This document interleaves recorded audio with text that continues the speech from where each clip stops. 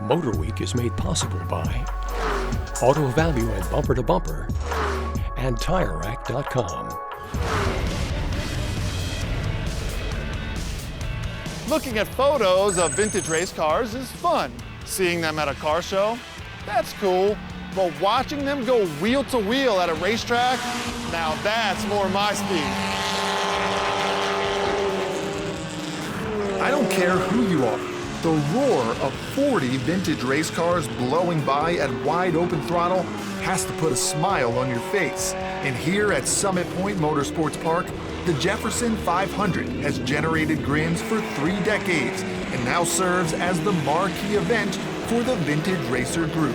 The Vintage Racer Group is a group of vintage racing enthusiasts who has been putting on vintage race events for 20 years. So we have about 250 vintage race drivers. We probably have upwards of 500 to 600 people here, which includes crew. We normally get a few thousand spectators at the event.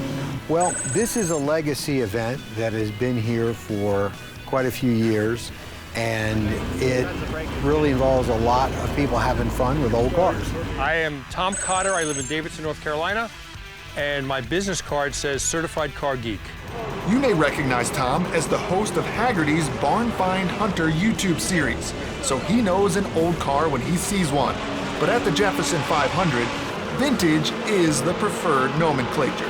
Vintage racing used to be sports cars that were 25 years old or older, and they could be prepared up to 1972 specs. There are cars here that are newer than 25 years, but still the preparation should be of the period of that car. So you shouldn't come in here with the most modern Brembo brakes and the stickiest tires or whatever. What's exciting about this is it's a very interesting combination of competition and rolling museum.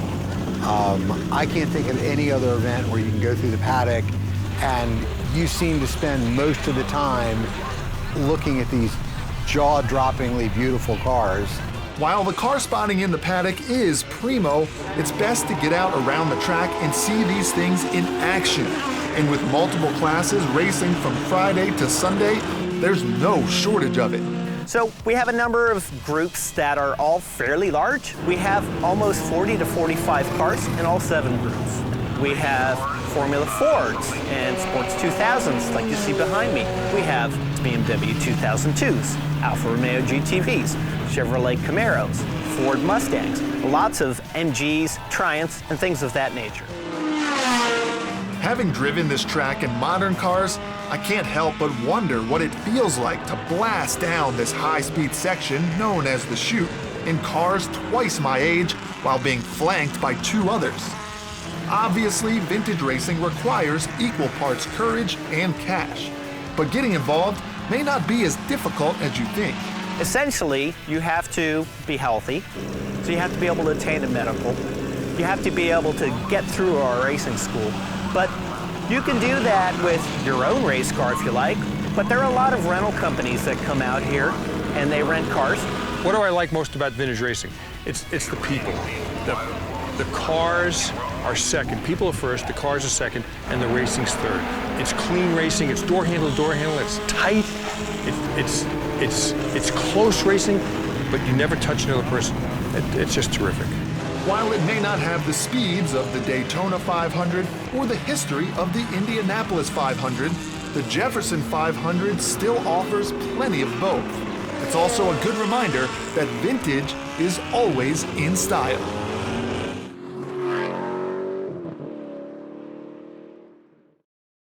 The MotorWeek app, which includes our latest reviews and feature stories, is now available for mobile devices.